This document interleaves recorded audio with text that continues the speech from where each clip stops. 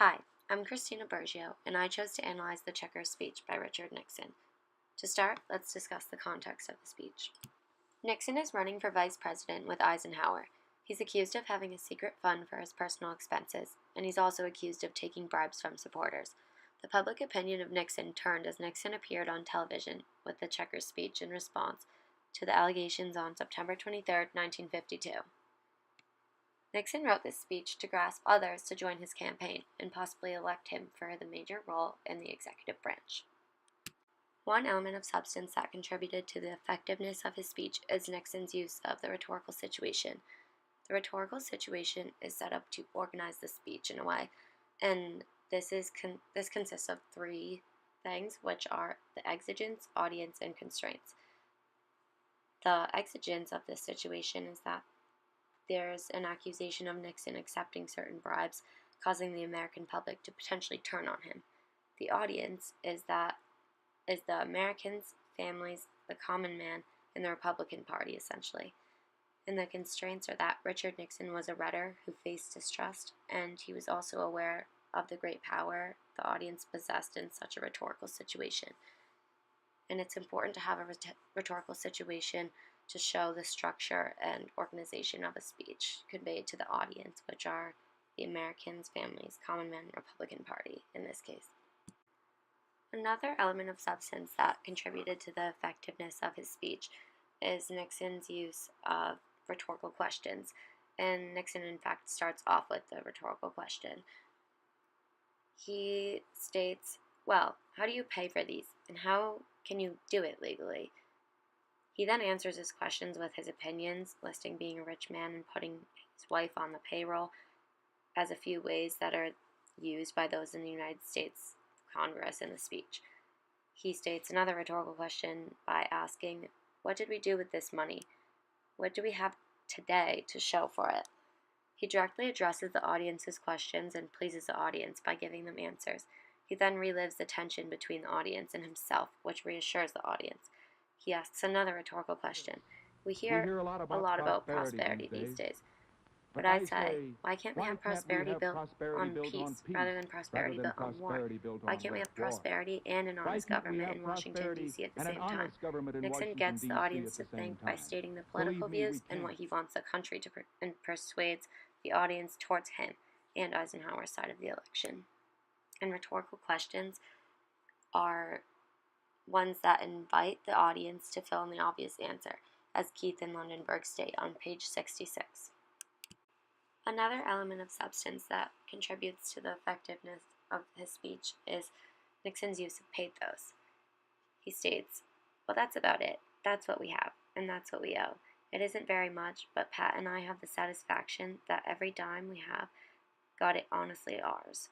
This refers to family throughout the speech, as he appeals to emotions by describing an emotional part of his speech, like relating directly to the audience, since they have their families and they can connect with Nixon in this way. He also states, "It was a little Cocker Spaniel dog in a crate that he had sent all the way to Texas, and our little girl Tricia, the 6-year-old, named it Checkers. And you know the kids, like all kids, love that dog, regardless of what they said about it. We are going to keep it." And in this quote, Nixon refers to Checkers the dog, appealing to the emotions of the audience since they can connect this way through their families and through the dog, since that is essentially what the speech was named after.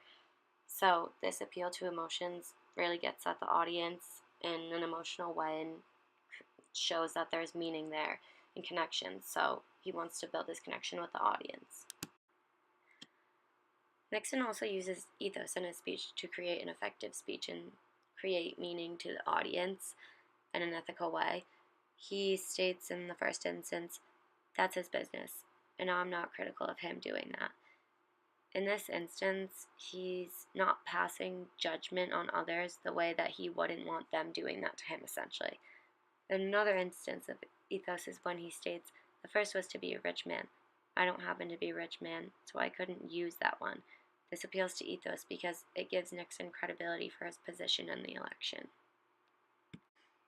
That same quote, "The first was to be a rich man. I don't happen to be a rich man, so I couldn't use that one," is also logos, because it is logical to not be able to pay for something if you aren't wealthy, which is what Nixon is ultimately saying.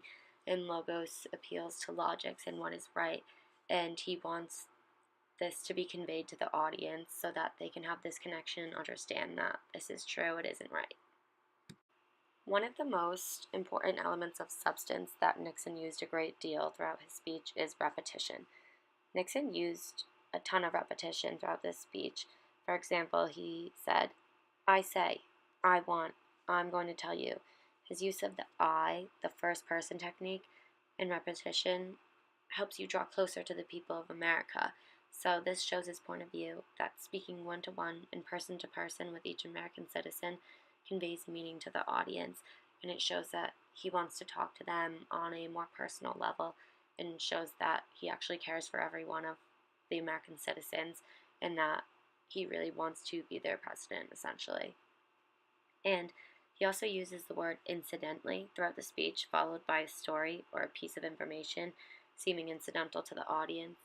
And this shows that there's emphasis on this word and that he truly means something with this word and wants it to be conveyed to the audience. Also, in the fourth paragraph, he uses the word wrong or morally wrong to speak to the crime of embezzlement, laying down the emphasis to show meaning conveyed to the audience. Nixon also uses the element of substance of storytelling to convey meaning in his speech, and contributes to the effectiveness of his speech.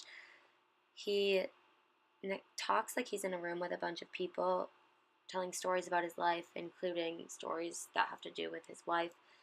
And he tells stories about what he's proud of, which shows that he's loyal to his country and that he's a real human being and that he wants to relate to the audience in this way.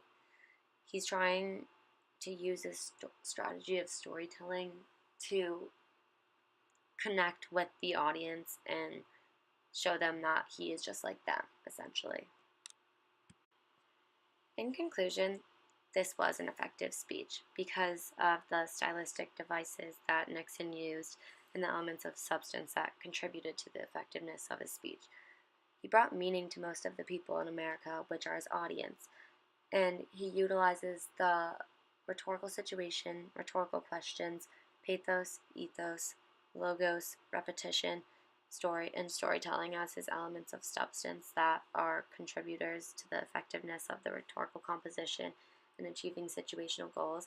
And all of these tied together in a way to create meaning ultimately to the audience and show that he truly wanted to be their president because he connected with them on a personal level and believes that he is fit for this position. And despite the constraints of the situation, through the exigence in the audience, such as Nixon being accused of the secret fund, he overcame this and ultimately won the election.